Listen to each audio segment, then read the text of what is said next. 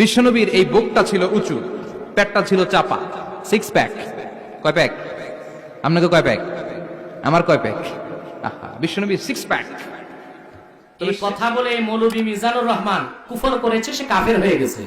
তাকে অবশ্যই প্রকাশ্যে তওবা করে মুসলমান হতে হবে, আল্লাহর কাছেও মাফ চাইতে হবে, জাতির কাছেও মাফ চাইতে হবে। হুজুর, নূর নবীজি মুহাম্মদ সাল্লাল্লাহু আলাইহি ওয়াসাল্লামের শানে সিক্স প্যাক বললে এতে কুফর হয় কেন? প্রশ্ন করছে। সিক্স প্যাক কাকে বলে এটা বুঝেননি? যারা ব্যায়াম করে, কুস্তিগিররা বা বডি বিল্ডাররা ব্যায়াম করে কসরতের মাধ্যমে সিনায় বা পেটে 6টা ভাঁজ তৈরি করে, এটাকে বলে সিক্স প্যাক। কি বলে? এই শব্দটা সাধারণ মানুষের ক্ষেত্রে ব্যবহার হতে পারে। আমি একটু অন্যভাবে উদাহরণ দিই। আমারই যদি বলেন মিস্টার এনায়েতুল্লাহ আব্বাসী, গুনাহ হইব? কিন্তু আপনি যদি বলেন মিস্টার মুসা, মিস্টার ঈসা, মিস্টার দাউদ আলাইহিস সালাম, কথা বলেন, আরে গুনাহ হবে না? ঈমান যাবে। মিস্টার শব্দটা মহাশয়, ঠিক কি না? এটা কাফের মুশরিক বেঈমান ইংরেজরা শিখেছে, নামের আগে মিস্টার, মহাশয় অমুক, নাকি? এই শব্দটা আমাদের ক্ষেত্রে ব্যবহার হবে, নবীগণের শানে ব্যবহার করা কুফর হবে। ফতোয়া কাজীখানে এসেছে, ইন্না ইস্তেগফাফাল আম্বিয়াই কুফরুন, নবীগণের সম্মান খাটো হয় এইরকম কথা বলা কুফরি। অতএব সিক্স প্যাক শব্দটা নায়কের ক্ষেত্রে আসে, হিরোদের ক্ষেত্রে আসে, কুস্তিগিরদের ক্ষেত্রে আসে, সাধারণ মানুষের ক্ষেত্রে আসে। এইরকম একটা নিম্নমানের শব্দ নূর নবী মুহাম্মদ সাল্লাল্লাহু আলাইহি ওয়াসাল্লামের শানে ব্যবহার করা কুফর ছাড়া আর কিছুই হবে না। ঠিক। এই বক্তাকে অনতিবিলম্বে তওবা করতে হবে, নতুবা দাউদ কান্দে যুক্তি দিবেন না তাকে, এই বেয়াদবকে।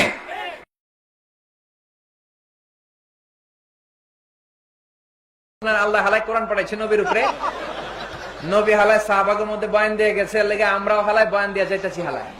সে হালা শব্দটি, হালায় শব্দটি ব্যবহার করেছে মহান আল্লাহর শানে ও তার হাবিব মুহাম্মদ সাল্লাল্লাহু আলাইহি ওয়াসাল্লাম। এই শব্দটি আল্লাহ তার রাসূল মুহাম্মদ সাল্লাল্লাহু আলাইহি ওয়াসাল্লামের শানে ব্যবহার করে সে আবারও কুফর করলো। এবং এই কুফরটা যেন তেন কুফর নয়, এই কুফরটা কুফর বাওয়াহা বলা হয়, অর্থাৎ যে কুফরিতে কেউ সন্দেহ করবে সেটা তারও কুফর হবে।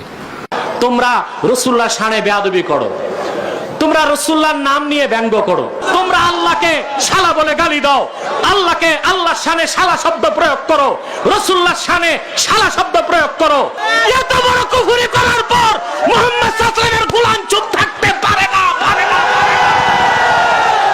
মনে রেখো, জিন্দাবাদ জিন্দাবাদ। ইবনে আব্দুল ওয়াহাব নজদীর দালালেরা মনে রেখো, মুহাম্মদ সাল্লাল্লাহু আলাইহি সাল্লামের এই নগণ্য গোলাম কারামত আলী জনপুরের উত্তরসূরি স্বাধীন বাংলায় যতদিন বেঁচে থাকবে রাসূলুল্লাহ সম্মানের বিপক্ষে একটি শব্দের উচ্চারণ বিনা চ্যালেঞ্জে ছেড়ে দিবে না, দিবে না।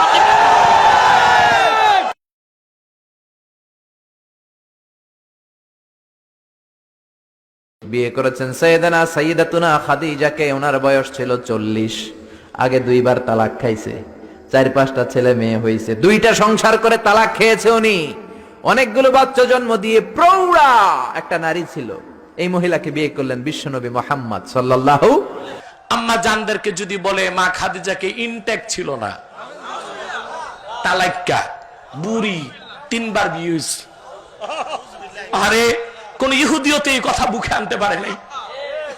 খাদিজাতুল কুবরা রাদিয়াল্লাহু তাআলা আনহা, সুবহানাল্লাহ। কিয়ামত তক মুসলমান আম্মা জান খাদিজার ঋণ শোধ করতে পারবে না। আর আজকিনা লাগামহীন বক্তারা মা খাদিজার সামনে যা খুশি তা বলতেছে। বুড়ি, কালো, তালাক্কা। সবচেয়ে জঘন্য কথা, যা আমার কলিজা ছিদ্র করে দিয়েছে, বলেছে ইনটেক ছিল না। এ কি মুসলমানের ভাষা হতে পারে? এরকম ভাষা যে প্রয়োগ করে সে মুসলিম তো দূরে থাক, ইহুদিদের নির্লজ্জ দালালি করে চলছে। সাবধান হও মুসলমান। কে আম্মাজান খাদিজা কে জানো? একটা শক্তিশালী মানুষ যদি গাড়ে হেরাতে উঠে নামে তার 4 ঘন্টা লাগবে। কয় ঘন্টা? 4 ঘন্টা। আর আম্মাজান খাদিজা এত কষ্ট করে এই খাদ্যের পোটলা নিয়ে রাসূলুল্লাহর কাছে পৌঁছাইতেন। সেই আম্মা জান খাদিজার শানে কেউ যদি বেয়াদবি করে আমরা বরদাস্ত করতে পারি না। যদি হাতের নাগালে পাই তো তার জবান ছিঁড়ে ফেলবো। আম্মা জান খাদিজা কে? এই মূর্খ বক্তাগুলো জানে না। রাসূল করিম সাল্লাল্লাহু আলাইহি ওয়াসাল্লাম হযরত খাদিজাকে দাফনের পর চেহারা যতবার কাবার দিকে ঘুরান চেহারা সোজা হয়ে যায়। আল্লাহ রাসূল ভয় পেয়ে গেলেন, মনে হয় খাদিজার উপর আল্লাহ নারাজ। ওহী চলে আসলো, প্রিয় রাসূল খাদিজার চেহারাটা কাবার দিকে কেন থাকবে তা আমি চাই না, আমি চাই খাদিজার চেহারা আমার আরশে আজিমের দিকে থাকুক।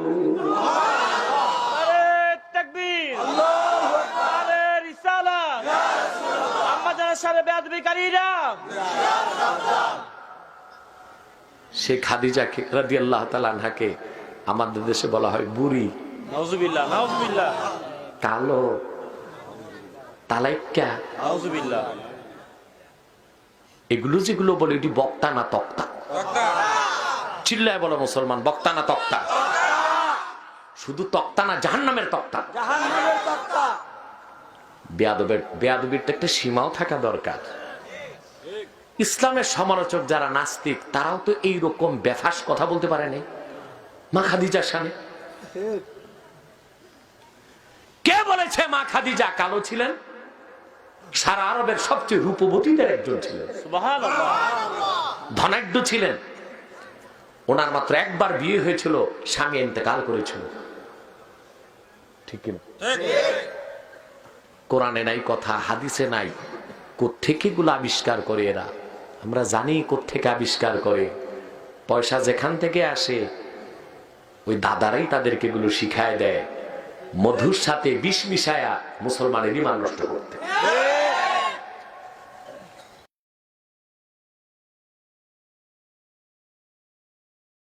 বিশ্বনবীর মেয়ের জামাতা আলী রাদিয়াল্লাহু তাআলা আনহু মদ খায়া নামাজে দাঁড়াইছে।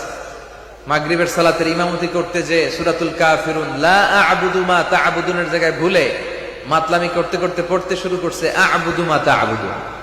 তারপর বলল রাসূলুল্লাহর জামাই আলী মদ খাইয়া মাতাল হইয়া নামাজ শুরু করছে। অথচ হযরত আলী 12 বছরে মুসলমান হয়েছেন, জিন্দেগিতে মদের বোতলে হাত দেন নাই। আলীর জন্ম হয়েছে আল্লাহর ঘর কাবা ঘরের ভিতরে। জাহান্নামের কুকুর,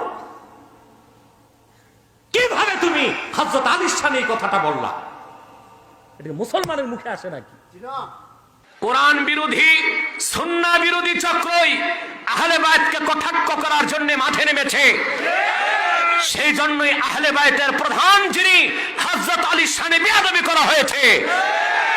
12 বছর বয়সে যিনি ইসলাম কবুল করলেন, জিন্দেগিতে তিনি জিনা করেন নাই, মদ পান করেন নাই, তার জন্ম হয়েছে আল্লাহর ঘর কাবার ভিতরে।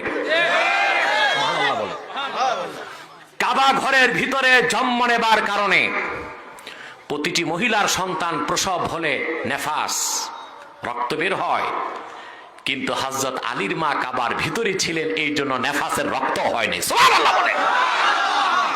জন্মসূত্রে যিনি পবিত্র, রাসূলুল্লাহর কলিজার টুকরা ফাতেমার স্বামী, 12 বছরে যিনি ইসলাম কবুল করেছেন, রাসূলুল্লাহ মারিফতের সবচেয়ে বেশি ইলমটা সিনায় দিয়েছেন, সেই আলীকে যে বলেছে মদ পান করে মাতাল হয়েছে, সে মুসলমান হতে পারে না। ইহুদিদের দালাল, মুনাফিক, বেঈমান ছাড়া আর কিছু নয়।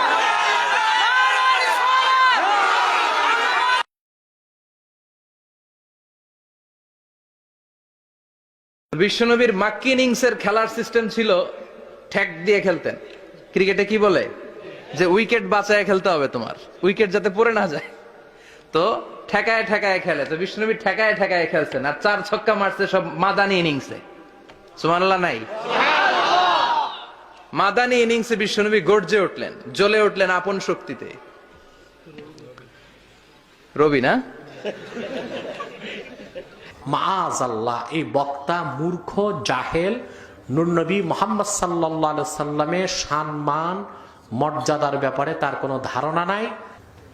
এই কথা বলে বক্তা কুফর করেছে। কুফর, যে কুফর করে সে কি হয়? তো বক্তা কি হয়েছে? তারপর কি বললো জানোয়ারটা? রাসূলুল্লাহ মক্কায় 13 বছর দিনের দাওয়াত দিয়েছেন, এটাকে তুলনা করলো ক্রিকেট ম্যাচের সাথে। আর মদিনা মুনাওয়ারার দাওয়াতকে তুলনা করলো টি-20। আল্লাহ রসুলের 23 বছরের দাওয়াতে দিন পরিপূর্ণ হইল, তার উদাহরণ দেওয়া হলো খেলার মতো একটা শয়তানি কাজের সাথে। তাকে যদি কাফের না বলি, তা আবু লাহাবকে কাফের বলতে চিন্তা করতে হবে। আমি একজন মুসলমানকে কাফের বলি নাই, যারা প্রকাশ্যে কুফরি করে বেঈমান হয়েছে, মুরতাদ হয়েছে, তাদের কি কাফের ফতোয়া দিয়েছে। তোমরা বলতে পারো না, এটা তোমাদের অক্ষমতা। আমরা বলতে পারি, কারণ হুসেনের রক্ত আমাদের দেহে আছে। তোমরা পারবা না, আমরা পারবো।